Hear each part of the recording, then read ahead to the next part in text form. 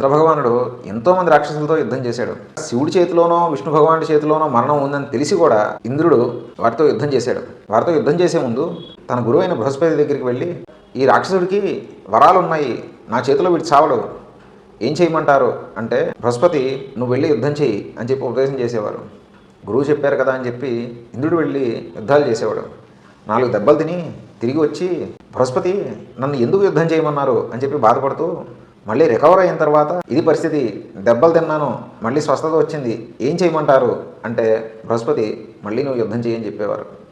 మనమే ఇలాంటి పరిస్థితిలో ఉంటే మన గురువు పార్టీ మార్చేశారా అని చెప్పి ఆలోచనలోకి వెళ్ళేవాళ్ళం. కానీ ఇంద్రుడు పాపం మళ్ళీ యుద్ధానికి వెళ్ళేవాడు, మళ్ళీ 4 దెబ్బలు తినేవాడు, మళ్ళీ తిరిగి వచ్చేవాడు. కొన్నాళ్ళు పోయిన తర్వాత మళ్ళీ గురువు దగ్గరికి వెళ్తే మళ్ళీ గురువు అదే ఉపదేశం చేసేవారు. చివరికి ఆ రాక్షసుడు ఏ విష్ణు భగవాన్ చేతిలోనో శివుడి యొక్క చేతిలోనో మరణం పొందేవాడు. అంత మేధావి అయిన బృహస్పతి ఎందుకు ఇలాంటి ఉపదేశాలు ఇచ్చేవారు?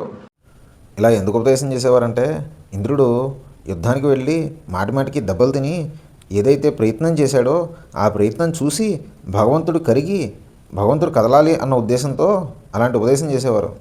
మనం కూడా చేసే ప్రయత్నానికి భగవంతుడు కదలాలి, ఆయనలో కదలిక వచ్చేటట్టు మనం ప్రయత్నం చేయాలి. ఈ ఉద్దేశంతోనే మనం కర్తవ్య కర్మలు చేయాలి.